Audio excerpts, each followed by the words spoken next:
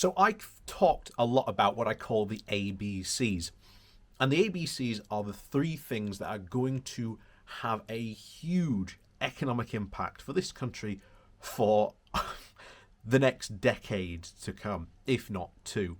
Because all three are going to combine together to create an absolute perfect storm. And of course, what are we talking about of the ABCs? Well, austerity, Brexit, and COVID. All three mixed together are literally going to create the ultimate perfect storm.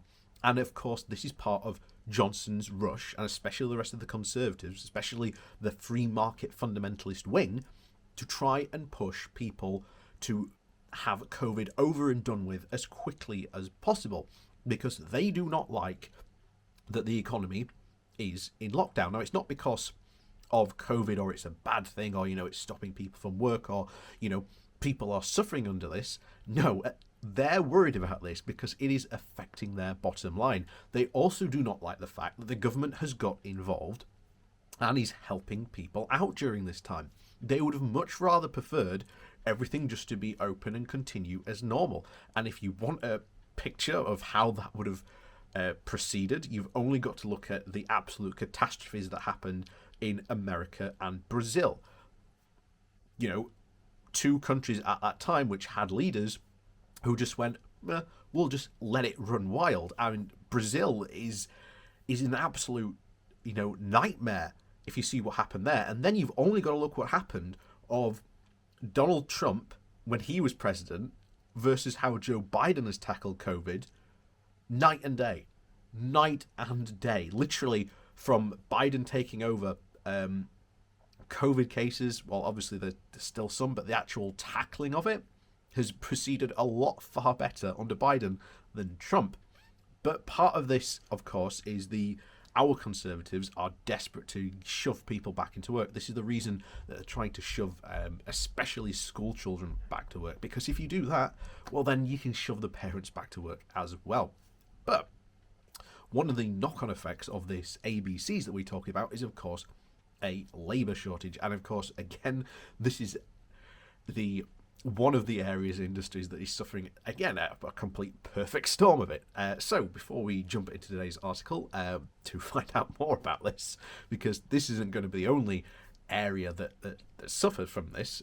Some maybe suffer from the individual, shall we say, numbers, but others may have far more greater effects on areas than others. But anyway, let's jump into this then, shall we? So please do remember to hit that like, share and subscribe button, and of course down below there are links to my Patreon page as well as a one-off donation link called Buy Me a Coffee, where you can, buy me a coffee. And as always, thank you very much for those people who do support me, and on with the show. So this comes from The Guardian. The title is UK Employers Struggle with the Worst Labour Shortage Since 1997.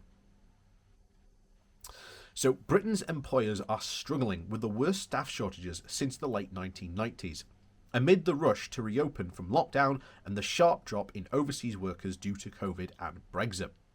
Sounding the alarm of the risks to sounding alarms at the risk to economic recovery from acute labour shortages, and the Recruitment and Employment Confederation and the accountancy firm KPMG said that the number of available workers has plummeted since June, and it's the fastest rate since 1997. And recruitment firms are already reporting hiring challenges across several sectors of the economy, led by shortfalls in areas such as transport and logistics. Again, we've said how problematic that will be last time. Hospitality, manufacturing and construction, as well as trouble recruiting chefs, kitchen porters, cleaners and warehouse staff across previous reported months.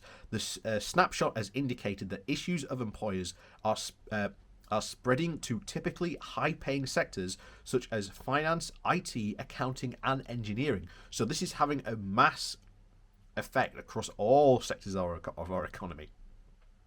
So we need action from businesses and government to reskill and upskill furloughed and prospective workers now more than ever, as the increase in skills gap in the workforce has the potential to slow down the UK's economic recovery, said Claire Waltz, the head of education, skills and productivity at KPMG UK.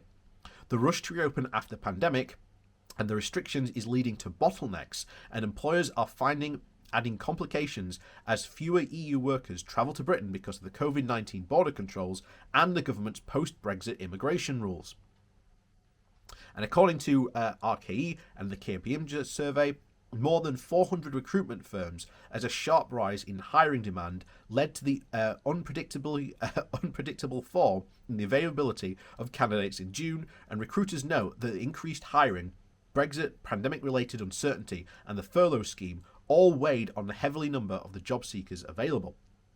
The official figures show about 1.5 million workers are still furloughed, with the pandemic restrictions still limiting a full return to work. After the government pushed back the date for the end of most pandemic restrictions to the 19th of July, and the Delta variant fueling rising infections. Rishi Sunak last week started to wind down the multi-billion-pound job scheme, which is due to close at the end of September. It is at its peak that almost 9 million jobs were furloughed during the first wave of the pandemic, and about 5 million in the wave in January of this year. The unemployment in the UK has fallen in recent months as firms scramble to hire, dropping to 4.7%, or about 1.6 million people. And the Bank of England forecast that unemployment would rise to 5.5% after the furlough ends. However, this is significantly below the expectations of last year that COVID-19 would drive up job losses at the fastest rate since the 1980s, leading to about 12% unemployment. In a sign of growing pressure on companies, and surveys from the British Chamber of Commerce published on Thursday showed that about 70% had tried to hire staff in the 3 months to June and had struggled to do so.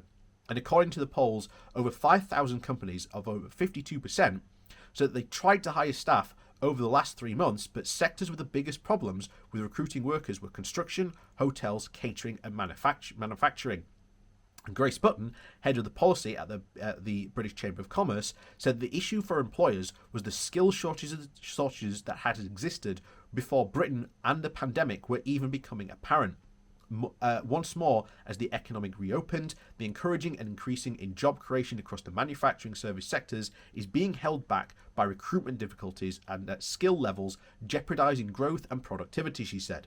And of course, we've said before and mentioned this before about this. This is not a problem caused by the pandemic. This is already a problem that pre-existed before the pandemic. It's just now the pandemic has laid this open well before. So once again, when the Tory government talked about wanting to upskill workers, you can see how bad they went and failed in this regard.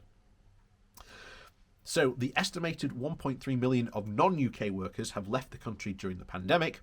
Business leaders said that easing the post-Brexit immigration rules could help at the addressed shortages, but also called for further investment in skills and training from the government to increase the number of domestic candidates.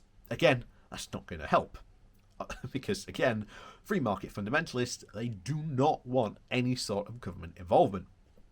So, employment experts have also believed that people are being put off from work in certain sectors and have developed reputations for low pay and poor conditions in recent years. And these concerns are over continuing high rates of COVID-19 are also having an impact, and sustained labour shortages could lead to employers to have to push up wages, which could in turn feed to rising inflation. If companies raise their prices to accommodate higher wage bills, however, there is a debate about whether the bottleneck pressures as the economy reopens from the lockdown will translate into a permanently tighter jobs market. Neil Cranberry, the chief executive of the RHC, said that the jobs market is improving at its fastest pace we've ever seen it, but it is still an unpredictable time, and we can't yet tell how much the ending of furlough and the greater candidacy confidence will have in meeting this rising demand for staff. So again, this is typical, again, short-termism, and of course, something that the Tories are famous for. We'll just end it. We'll end the furlough scheme, we'll end lockdown, and it'll be fine. No, of course not. You look at other countries coming out of this, specifically Germany and France. They have their plans for coming out of lockdown are at least 2 to 3 years long, because they know that's how long the potential effects could be, and they want the programs in place to be able to lead to better outcomes. Our plan out of this, there was no plan.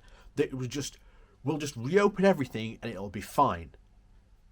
You know, fingers crossed. And of course, as usual, taking this approach is not going to work. You know, at some point, our current government is actually going to have to realise that it actually has to govern, not just sit there on its hands and hope that everything goes all right on the night. So, as always, thank you very much for watching. Please do remember to hit that like, share and subscribe button. And of course, down below there are links to my Patreon page, as well as one off Nation link called Buy Me a Coffee, where you can indeed buy me a coffee. And as always, thank you to all those people who support the channel. As always, we'll see you all next time.